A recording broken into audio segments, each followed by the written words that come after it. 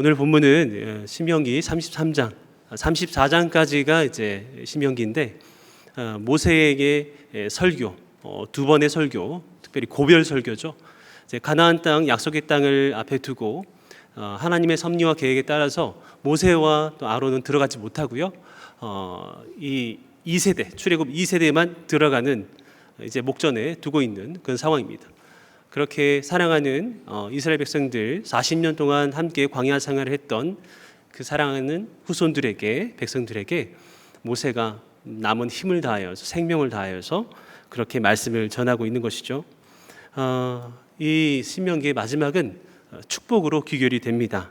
물론 32절은 축복 같지만 뭔가 야단 맞는 느낌이고 축복 같지 않은 느낌인데, 이 33장에 나와 있는 축복은 말 그대로 좀 창세기 49장에 있는 야곱의 축복도 약간 애매하거든요. 이게 칭찬인지 혼내는 건지. 그런데 이제 전체적인 그 본질은 축복이지만 이 33장은 축복이라는 표현이 맞을 정도로 참 은혜가 깊고 또 그 마음이 많이 느껴지는 상황입니다. 물론 그런데 우리가 이 모세의 축복에 대해서 10가지 이상이 나오니까 이거를 전체적으로 한 번에 설교를 하거나 이러기에는 너무 이제 부담이 크지만, 제가 오늘 이 말씀을 선택했냐면 참 힘든 시간들을 살아가는 우리 성도님들을 가까이서 또 이번 한 주간에도 여러 일들을 통해서 많이 경험을 했습니다. 그래서 최근에 드는 상황이, 그 마음이 우리 성도님들을 정말 많이 축복하고 싶다라는 생각이 들었습니다. 정말 힘든 상황에서 믿음으로 승리하고 정말 버티기 위해서 애쓰는 우리 성도들이 요즘 따라 많이 이제 마음의 시림으로 그리고 감사함으로 다가오는 시간이었습니다. 물론 이제 제가 이 모세의 이 축복 33장을 설교한다고 하니까 몇몇 분들이 혹시 떠나냐, 어디 가냐 그건 아니고요. 그냥 여기에 나와 있는 그 축복이 저는 참 개인적으로 제가 좋아하는 축복이고 또 이 모든 축복이 다 저에게 이루어지기를, 저에게 먼저 이루어지기를 바라는 마음으로 제가 참 좋아하는 부분인데, 이것을 깊지는 않지만 예전에 이제 지대넌얏이라는 책이 있었죠. 지적 대화를 위한 넓고 얕은 지식. 오늘 넓고 얕아요. 그래서 왜 이렇게 깊지 않지? 너무 욕심 많이 부리셨네라고 비난하지 마시고, 일부러 오늘 컨셉이 그런 목적입니다. 오늘 이 말씀을 딱 살펴보면요, 그리고 10가지 이상이 나오는 그런 축복을 보면 사실 우리는 전체를 다 내 것으로 삼으려고 하지 않고 나는 이거 별로 축복 같지가 않아, 나 이게 너무 좋아, 그래서 이것만 붙들고 기도하는 성향이 있습니다. 특별히 첫 번째로 나오는 르우벤에 대한 축복, 예를 들면 죽지 않고 살 것이다. 그럼 살아야죠. 이게 무슨 축복이에요? 뭔가 축복 같지 않은 느낌이 들고요. 그런데 이후에 나오는 요셉, 레위, 특별히 33장에서는 많은 분들이 아셀 지파의 축복을 좋아합니다. 그래서 이렇게 뭔가 선택과 배제가 일어나는 그런 현상들이 우리 안에 있습니다. 그런데 하나님은요, 그리고 모세는 뭔가 한 지파는 사랑하고 다른 아들들은 편애하고 그런 마음으로 그렇게 축복을 했을까요? 이제 이들과 헤어져야 되고 나는 남아있고 이 사랑하는 후손들은 약속의 땅 가나안 땅에서 새 출발해야 되는데, 그렇게 편애와 선택과 배제를, 그런 동기를 가지고 그렇게 설교를 했을까요? 아니겠죠. 한 지파 한 지파 다 소중하고 그 지파의 가정과 가문들 한 사람 한 사람이 너무 소중하게 느껴지는 마음이기 때문에 여기에 나오는 모든 축복을 한번 깊게 생각하면서 나의 것으로 소망하면서 붙드는 시간이 되었으면 좋겠습니다. 실제적으로 이게 10가지 이상의 각각의 축복이 아니라 모세는 처음부터 끝까지 하나의 축복으로 보는 듯한 느낌이 들었습니다.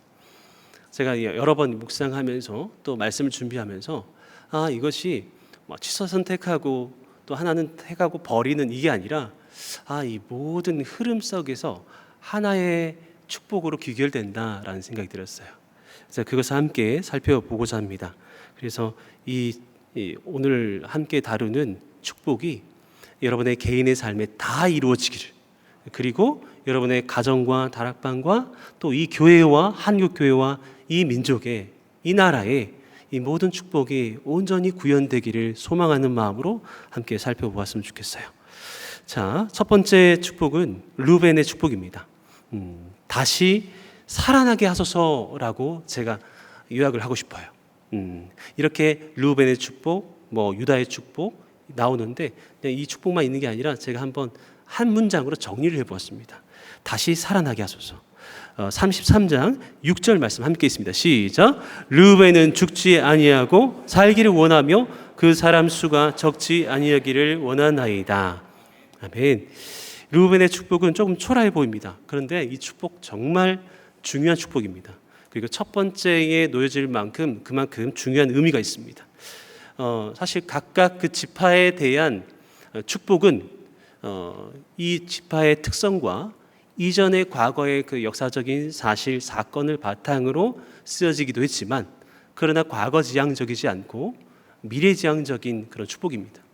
그러나 이 미래지향적인 의미를 알기 위해서는 과거에 대한 사건도 알 필요가 있겠지만, 지금 10가지가 넘는 이 축복을 다루는 데 있어서 그 이전의 스토리를 다 파악한다면, 다 설명해 드린다면 여러분은 12시에 귀가하셔야 됩니다.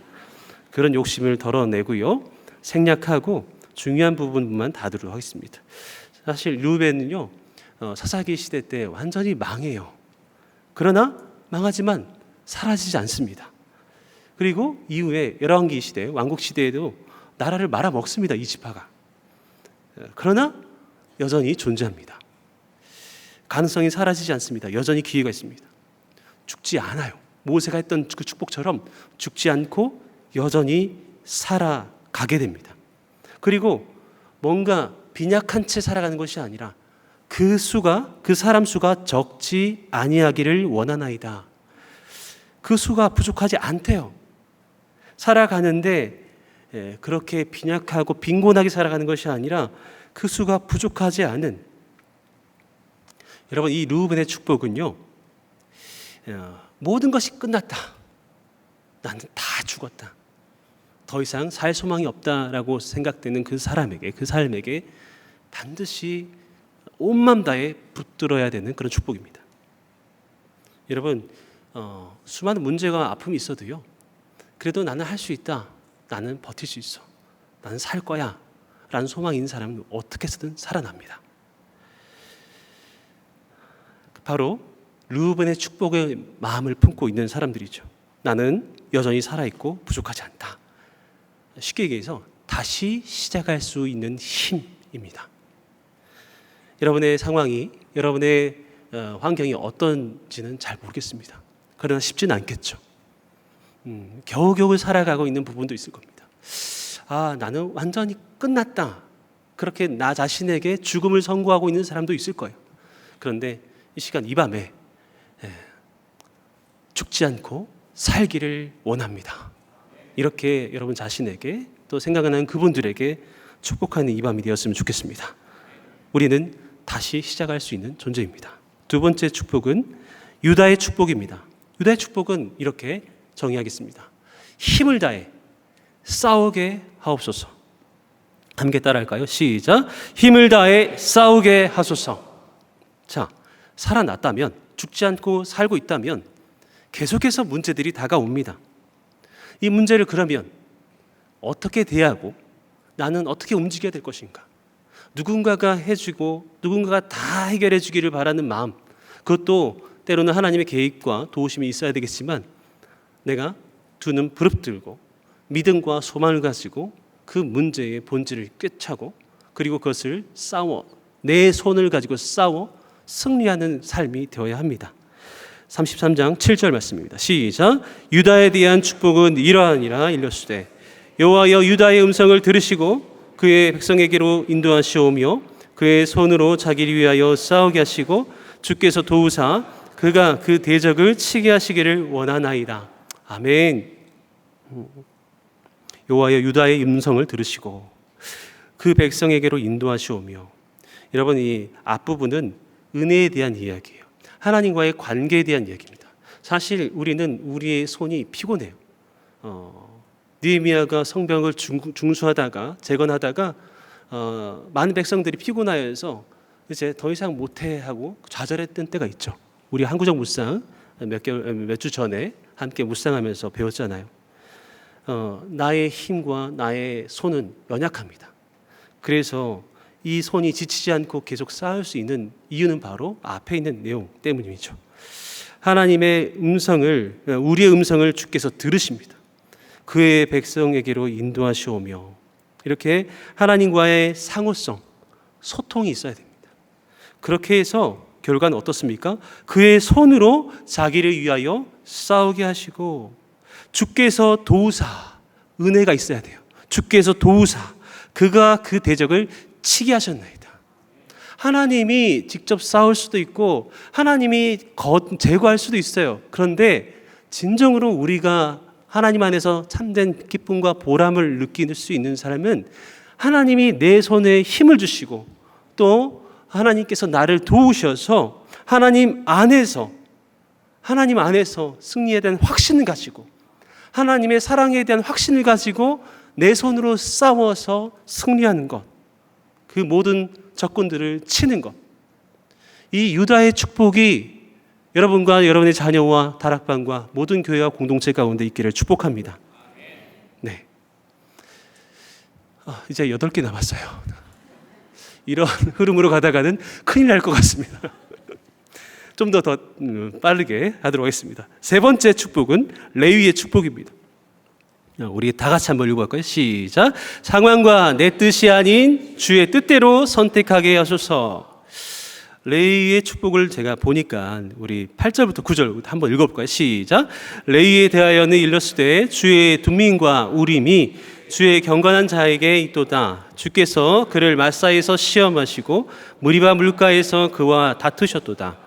그는 그의 부모에 대하여 이르기를 내가 그들을 보지 못하였다 하며 그의 형제들을 인정하지 아니하며 그의 자녀를 알지 아니한 것은 주의 말씀을 준행하고 주의 언약을 지킴으로 말미암음이로다. 아멘. 좀 어려워요. 생소한 그런 표현들이 있고 레위에 대한 축복입니다. 주의 둠밈과 우림이, 이 둠밈과 우림은요 제사장의 흉패에 그렇게 넣어지는 그런 제비입니다. 제비. 그러니까 하나님의 뜻을 판결할 때에 판결하는 그 패를 나타냅니다. 그래서 우리가 마치 이제 동전을 이렇게 던졌을 때 이렇게 해서 앞면이면 이쪽 팀 선제 공격, 뒷면이면 B팀 공격 이렇게 정하잖아요. 마치 그렇게 던져서 하나님의 뜻을 판결하는 판결의 패입니다. 우림과 둠밈. 그런데 이것은 무슨 뜻을 얘기할까요? 레위는요, 레위 지파에는 그렇게 선포하는 겁니다. 내가 죽어가다가 하나님의 은혜로 살아나는 그 르우벤의 은혜를 누린 자가 이제 겨우겨우 이렇게 간당간당 살아가는 것이 아니라 하나님께서 나를 도우시고 내 손을 가르쳐 싸우게 하시며 그리고 더 나아가서 계속해서 선택의 기로에 서게 됩니다. 우리의 삶은. 오늘도 여러분 김치찌개 먹을까 부대찌개 먹을까 짬뽕 먹을까 그리고 짜장 먹을까, 사실 이 예화를 썼다가 지웠는데 후회가 됩니다. 별로 반응도 없고. 수많은 선택의 기로에 여러분 돌아보세요. 결국은 선택의 연속입니다. 그런데 정말 하나님께서 기뻐하시는 선택이 있고 그렇지 않은 선택이 있습니다. 물론 중립적인 선택도 있겠지만 이 레위의 축복은요, 살아가면서 수많은 적군들과 싸워가면서 내 뜻이 아니라 하나님의 뜻대로 우림과 둠밈, 하나님의 뜻을 구하면서 던지는 제비처럼 하나님, 내 삶이 그리고 나와 내 가정이 우리 교회가 사람의 뜻이 아니라 하나님의 뜻에 의해서 살아가는 삶이 되게 하여 주옵소서입니다. 그렇게 주의 뜻을 구하는 축복입니다. 예를 드는 거예요. 마사에서 시험하시고 무리바 물가에서 그와 다투셨도다. 이 마사는 말 그대로 뒤에 나오는 시험이란 뜻이에요. 마사라고 하는 상황에서 그런 목이 말라서 하나님께 원망합니다. 마사 무리바라고 하는 그 지역에서, 그 현장에서 물이 없는 상황으로 인해서 목말라요, 우리 죽게 하려고 이렇게 하나님 끌어내셨습니까 하면서 상황 때문에 불신과 원망을 선택해요. 그래서 마사에서 그를 시험하시고 무리바 물가에서 그와 다투셨도다. 무리바도 다툼이란 뜻입니다. 일부러 워드 플레이를 하는 거예요. 마사와 무리바가 갖는 상징성이 무엇입니까? 상황이라는 거예요. 내가 주의 뜻대로 선택하면서 살아가는 삶이 아니라 우리의 삶은 늘 언제나 상황으로 인해서 선택당하는 그 삶이었다라는 겁니다. 그런데 레이지파에게는 그렇게 선포하죠. 상황 위에서 좌우되는 삶이 아니라 그것이 손해보고 그것이 아프고 힘들다 할지라도 비효율적이라 할지라도 하나님의 뜻이기에 겸허히 그 길을 걸어가는 삶, 이것이 레이지파를 향한 축복이었습니다. 더 추가적인 설명이 나오죠. 9절에는 읽었지만은 참 잘 이해가 안 되죠. 부모가 나오고요. 부모가 나오는데 내가 그들 부모를 보지 못했다. 그리고 나의 형제들이 인정하지 않는다. 그 나의 자녀를 알지 못한다. 이게 무슨 말일까요? 이 말을 예수님이 복음서에서 다시 풀어서 얘기합니다. 누가 나의 부모이며 나의 형제들인가? 혈육이 우리의 형제가 아니라 물론 육신적인 부모고 형제자매지만 아버지의 뜻대로 행하는 자가 나의 형제다라고 재정의를 하는 거예요. 동일한 맥락입니다. 무리바와 마사라고 하는 상황에 의해서 내가 선택하는 삶이 아니라 내가 정말 소중히 여기는 그 관계, 부모, 형제, 가족에 의해서 내가 관계에 치여서 관계에 의존해서 선택당하는 삶이 아니라, 그건 물론 소중하지만 끊을 수는 없습니다. 그런데 관계보다 또 사람의 뜻보다 상황보다 내게 더 소중한 것은 하나님의 뜻입니다. 이것이 레위지파에게 주는 축복입니다. 여러분, 이 삶 너무 갈망되지 않습니까? 이런 삶 정말 사모했으면 좋겠습니다. 그리고 나서 이 첫 번째 르우벤 기억나시죠? 예, 기억하셔야 됩니다. 오늘 같은 경우는 좀 많이 메모하셔야 돼요. 10가지를 적을 거니까 간단하게 돼지만 적어도 돼요. 별로 많지 않아요. 10돼지예요. 10가지. 네. 그런데 줄였습니다. 뒤에 2지파씩 줄여서 제가 총 8돼지로 바꿨습니다. 비난을 좀 덜기 위해서. 자, 앞에 첫 번째, 두 번째, 세 번째 르우벤, 그리고 유다, 그리고 레위. 이건 어떤 면에서는 내 내면에서 일어나는 싸움입니다. 내면에 부어져야 할 축복입니다. 그런데 그 이후에 베냐민의 삶은 좀 분위기가 달라집니다. 네 번째, 베냐민의 축복입니다. 자, 함께 읽어봅시다. 시작. 바른 선택 위에 하나님의 보호를 경험하게 하소서. 우리 12절 말씀입니다. 시작. 베냐민에 대하여는 일렀으되 여호와의 사랑을 입은 자는 그 곁에 안전히 살리로다. 여호와께서 그를 발이 마치도록 보호하시고 그를 자기 어깨 사이에 있게 하시리로다. 우리가 제대로 된 선택, 레위의 선택을 했다라고 한다면 문제는 무엇이에요? 주 뜻대로 선택했는데 이 선택에 있어서 너무나 힘든 결과가 나온다면 사실 그런 선택들을 계속해 나가는 게 쉽지 않겠죠. 하나님, 내가 주의 뜻대로 선택하겠습니다. 근데 그때 주시는 하나님의 축복이 무엇입니까? 하나님의 사랑을 입은 자다라는 명확한, 나는 하나님의 사랑을 입은 자다라는 정체성이 있고요. 동시에 무엇입니까? 안전히 살리로다. 그리고 하나님이 그를 날이 마치도록, 날이 새도록 보호하신다. 그를 자기 어깨 사이에 있게 하신다. 어깨 사이에 있다는 게 무슨 뜻일까요? 들쳐맨다는 거예요.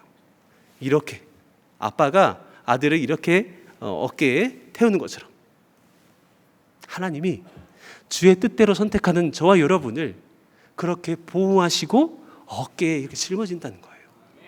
베냐민의 축복이 여러분의 가정에 가득하기를 축복합니다.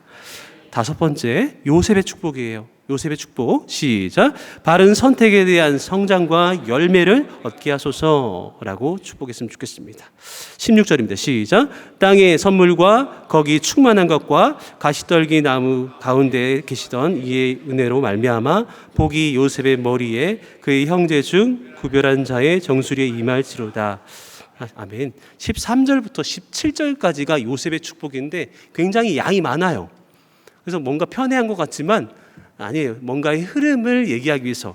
근데 잘 보시면 마치 요셉의 축복이 식물 같아요. 나무 같아요. 햇살의 선물, 비의 선물, 땅의 물들의 선물을 받고 있는 나무. 이런 나무는 어떨까요? 싱싱하겠죠. 건강하겠죠. 영혼의 푸르름을 잃지 않겠죠. 거기에 따라서 그냥 잎만 무성한 나무가 될까요? 열매도 많이 내포하는 삶이라는 것입니다. 뭔가 앞에서 얘기했던 베냐민의 그 보호의 축복은 좀 수동적인 것 같아요. 선택했을 때 하나님이 지키시고 보호하시는 뭔가 수동적인 느낌이죠. 그런데 이 요셉의 축복은 그 뿌리를 하나님의 은혜와 사랑 속에 받고 계속해서 강건해지고 자라나고 무엇입니까? 열매를 맺는 그런 삶의 모습입니다. 보호는 마치 온실 속의 화초 같아요. 그런데 이 온실이 걷어지면 어때요? 또 병들고 시들겠죠. 바람에 넘어지겠죠. 그런데 그렇게만 보호하는 것이 아니라 하나님이 때에 맞춰서 필요한 것을 공급하셔서 내가 그곳에서 어떠한 역경과 바람에도 반드시 강건하게 자라난다라는 것입니다.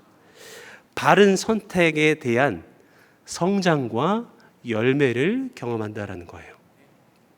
이 흐름을 쭉 잘 따라오고 계시죠? 그리고 나서 더 나아가서 이제 스불론과 이사갈의 축복입니다. 우리 스불론과 이사갈의 축복 함께 있습니다. 시작. 선한 영향력을 끼치게 하소서. 18절과 19절 한번 읽어볼까요? 시작. 스불론에 대하여는 일렀으되 스불론이여 너는 밖으로 나감을 기뻐하라. 이사갈이여 너는 장막에 있음을 즐거워하라. 그들이 백성들을 불러 산에 이르게 하고 거기에서 의로운 제사를 드릴 것이며 바다의 풍부한 것과 모래에 감추어진 보배를 흡수하리로다. 아멘. 스불론과 이사갈에 대한 축복인데요. 스불론은 밖으로 나감을 기뻐하라. 그리고 이사갈은 장막에 있음을 즐거워하라. 별로 유명하지 않은 지파입니다. 근데 뭔가 축복도 길지도 않고 요셉에 비해서는 편한 느낌이에요. 그리고 이 축복을 그렇게 막 선택하고 싶은 마음이 들지 않습니다. 그런데 어찌되어 간에 스불론은 밖으로 나간대요. 이사갈은 장막에 있대요. 그런데 이게 기뻐해야 될 요소이고 또 즐거워해야 될 요소래요. 실제적으로 이 스불론과 이사갈 지파가 그렇게 좀 살아갑니다. 그런데 이게 왜 축복일까요? 이렇게 밖으로 나가 있든 안에 있든 19절 그들이 백성들을 불러 산에 이르게 하고 거기에서 의로운 제사를 드린다. 무슨 뜻일까요? 선한 영향력을 끼치는 삶입니다. 그렇게 화려하진 않지만 다른 축복에 비해서 그런데 그들의 삶을 보면서 사람들이 끌려서 산에 올라간다는 거예요. 산에서 뭐합니까? 불의를 행하고 하나님 뜻에 반하는 행동을 하는 것이 아니라 제사를 드려요. 하나님께 예배하는 삶이에요. 스불론과 이사갈은 선한 영향력을 미치는 삶입니다. 이 사람들의 안팎이 매우 건강하고 정말 고결하기에 주변에서 보는 사람들이 거기에 대한 동경과 저렇게 살고 싶다, 저렇게 믿고 싶다 하는 그 마음을 불러일으키는, 그래서 함께 여호와의 산에 올라가고 함께 제사를 드리는 이런 선한 영향력의 삶이 저와 여러분들에게 과연 있을까요? 우리는 앞에 나왔던 요셉 그리고 베냐민 보호와 성장과 열매에 대해서는 너무 신합니다. 근데 거기에 그치면 안 돼요.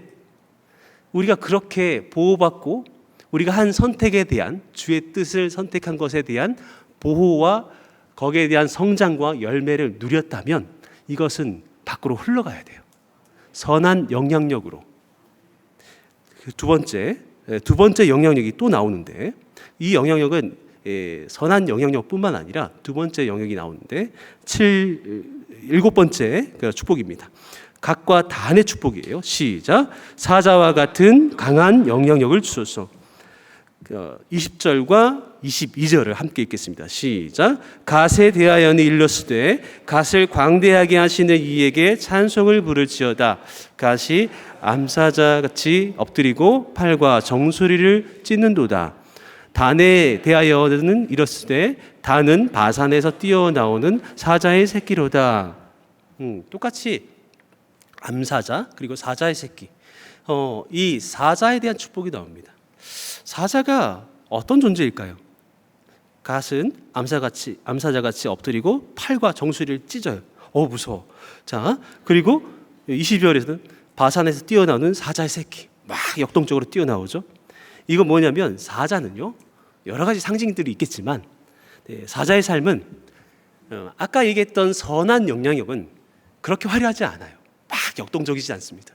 근데 그를 보고 그의 삶을 보고 쫓아가고 따라가며 예배하는 삶이라고 한다면 이런 영향력만 있어서는 안 돼요. 때로는 악한 영역에서 그 악한 영향력들을 깨뜨리고 찢고 부서뜨리는 강한 능력의 영향력도 필요합니다. 이 사자의 영향력이 바로 그런 거예요.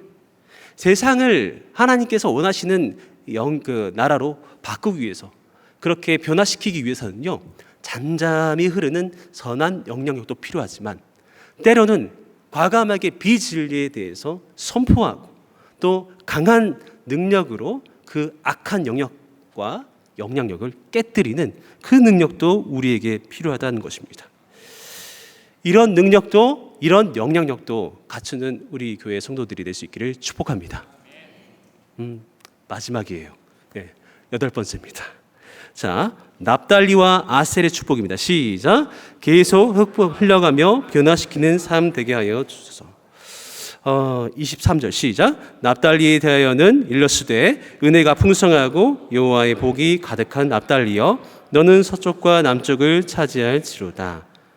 납달리는요, 납달리에 대한 배경 지식이 필요한데 민수기에 보면 북쪽을 분배받습니다. 북쪽 땅을.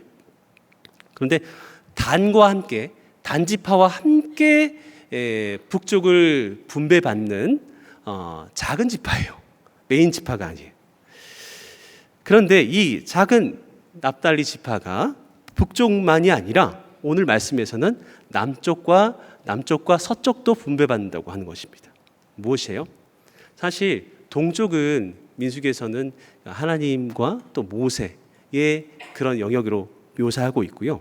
동쪽에는 모세와 유다가 있고 나머지를 다 차지하는 거죠. 북쪽, 남쪽, 서쪽. 그러니까 전체를 얻는 느낌입니다. 납달리는요, 자기의 그 북쪽에 아무도 모르는 그 영역 속에 갇혀 있는 것이 아니라 하나님께서 은혜를 주셔서 그것이 확장되는 그런 삶이라는 것입니다. 납달리는 사자처럼 부수고 선한 영향력을 끌고 오는 삶이 되어서 이 영향력으로 점점 그 하나님의 사람의 영향력이 곳곳에 확장되는 삶. 더 나아가 아셀도 마찬가지입니다. 아셀은 마지막 축복인데 우리 함께 있습니다. 시작. 아셀에 대하여는 일렀으되 아셀은 아들들 중에 더 복을 받으며 그의 형제에게 기쁨이 되며 그의 발이 기름에 잠길지로다. 내 문빗장은 철과 노시 될 것이니 내가 사는 날을 따라서 능력이 있으리로다. 아멘. 아셀은 아들들 중에 더 복을 받을 것이며 그 형제에게 기쁨이 되며 그의 발이 기름에 잠길지로다. 이래서 아셀 축복을 좋아해요. 더 준대 이렇게. 그죠? 그런데 이렇게 분리해서 하면 안 돼요. 하나의 흐름이에요. 모세는 르블론의 그 축복을 시작해서 이 아셀까지 나의 이스라엘 온 백성이 이 아름답고 건강한 성장과 변화와 축복을 누리기를 바라는 마음으로 광야 끝에서 이 온 지파를 축복하는 겁니다. 선택과 배제와 편애가 아니라, 그랬으면 이 축복을 받는 이 지파가 짜증나, 안 가 그러겠죠. 그런 축복이 아닙니다. 12개의 지파지만 하나의 가족으로, 하나의 나의 백성으로 바라보면서 온 마음 다해 축복하는데, 이 아셀은 축복의 완성이에요. 아들들 중에 더 복을 받을 것이며 형제에게 기쁨이 되며 그의 발이 기름에 잠길지로다. 기름, 어떤 기름일까요? 가솔린? 경유? 아닙니다. 뭐냐면 여러분, 여러분의 곡식이 밀과 보리가 아주 가득 쌓여 있는 것보다 더 큰 축복은 기름이 가득 넘치는 축복이에요. 여러분, 그 한 병에 참기름, 저희 고향에서는 챔기름이라고 있어요. 참기름. 그래서 참기름 좀 가져와라, 우리 저희 어머니가. 지름. 그래서 이 참기름을 짜내기 위해서는요, 어마어마한 그런 깨를 그렇게 짜야 됩니다. 부피가 어마어마해요. 그래서 곡식이 이렇게 많아지길 축복합니다라는 것보다 기름이 넘치기를 축복합니다. 이게 훨씬 더 여러 배의 축복을 얘기하는 것이죠. 그 기름이, 곡식에서 짜낸 기름이 그의 발이 잠길 정도로 그래 채워졌다는 것입니다. 앞에서 얘기했던 그 모든 믿음의 선택과 그리고 거기에 따른 하나님의 보호하심, 하나님의 그 성장과 공급과 그리고 열매 맺는 삶, 그리고 여기에 따라서 선한 영향을 미치며 또 악한 능력에 대해서는 강한 능력으로 파헤치는 그 능력으로 하나님께서는 이 아셀과 그리고 납달리의 축복을 주시는 것이죠. 마지막으로 확장되고 그리고 넘치는 삶. 그래서 이것은 뭐예요? 변화를 상징합니다. 변화의 완성을 상징해요. 그리고 이 축복이 내 문빗장은 철과 노시 될 것이니, 철과 노스로 된 문빗장이에요. 부서지지 않는다는 얘기입니다. 이 기름과 이 안에서 넘쳐나는 축복이 절대 부서지지 않고 새지 않고 완전하게 보호된다라는 것입니다. 여러분, 루벤, 세상에서 죽어가는 것이 아니라 생명의 가능성, 삶의 가능성을 다시 얻어서 유다, 진리를 향해 싸워나가기를 시작하고, 레위, 싸움을 통해 바른 선택들을 점유하고, 베냐민, 그 선택에 의해서 하나님의 보호하심이 임하고, 요셉, 그 선택의 열매가 헛되게 돌아가는 것이 아니라 반드시 성장하고 그렇게 열매 맺으며, 스불론과 이사갈, 그것이 선한 이들에게는 선한 영향력으로, 악한 자들에게는 강한 능력으로 나타나는 삶. 그래서 갓과 단, 납달리, 아셀, 하나님의 사랑과 진리가 전체적으로 확장되고 넘쳐나며 흐르는 삶, 변화시키는 삶. 저는 이 모세의 이 수많은 축복이 별개의 것이 아니라 이제 광야 끝에 서 있는, 내 삶은 내 사역은 마지막이지만 사랑하는 내 자녀들이, 나의 백성들이 새롭게 들어갈 가나안 땅. 그런데 가나안 땅은 그 집이 비어 있지 않습니다. 이미 그 입주민들이 있어요. 퇴거 상태가 아닙니다. 그 수많은 적들과 가나안에 있는 그런 세속의 우상 문화들이 가득 차 있습니다. 자칫하면 하나님을 버릴 수밖에 없는 그런 미혹과 잘못된 신들이 많이 있는 곳입니다. 거기를 내보내는, 거기를 들여보내는 모세의 심정이 어떨까요? 너는 이것만 받고, 너는 이 복만 받아, 너는 이것만 받아. 이게 아닙니다. 하나님, 왜 은혜로 40년 동안 광야 생활을 나를 통해서 이 백성을 인도하게 하시고, 하나님, 이제 이 백성들이 새로운 약속의 땅으로 드디어 들어가게 됩니다. 하나님 아버지, 이 백성들을 축복하여 주시옵소서. 하나님 앞에 간절히 축복하는 마음으로 그렇게 복을 구하는 것입니다. 그리고 이렇게 이 복들이 이루어질 수 있는 원동력은 바로 29절에 있습니다. 29절 시작. 이스라엘이여, 너는 행복한 사람이로다. 여호와의 구원을 너같이 얻은 백성이 누구냐? 그는 너를 돕는 방패시요 내 영광의 칼이시로다. 내 대적이 내게 복종하리니 내가 그들의 높은 곳을 밟으리로다. 우리 힘으로는 이 복을 누릴 수도 없고 만들어낼 수도 없어요. 모세는요 얘기합니다. 가장 이 모든 복들을 이루게 하시는 것은 가장 큰 복, 하나님이 그대들의 하나님이시기 때문에 하나님 앞에서 당신들은 외인이 아니라 바로 하나님의 자녀이기 때문에 하나님의 전적인 능력으로 이집트에서 구원받았고, 비록 40년의 시간 동안 많이 해지고 그리고 초라해졌지만, 그러나 하나님의 구원을 40년 동안 누린 하나님의 구원을 받은 백성, 네가 다른 민족보다 화려한 그런 국방력이나 또 부를 갖지는 않지만 여호와가 너와 함께 하신다. 그래서 모세는요, 행복을 여기서 얘기하는 겁니다. 너는 행복한 사람이다. 여러분, 이게 없고 저게 없고 그래서 나는 행복하지 않다? 정말 하나님의 자녀됨에 대한 망각이 있는 상태입니다. 여러분은 행복한 사람이에요. 하나님이 저와 여러분의 하나님이시기 때문에 앞에서 얘기했던 이 모든 복들이 우리의 삶에 구현이 됩니다. 하나님을 기억하십시오.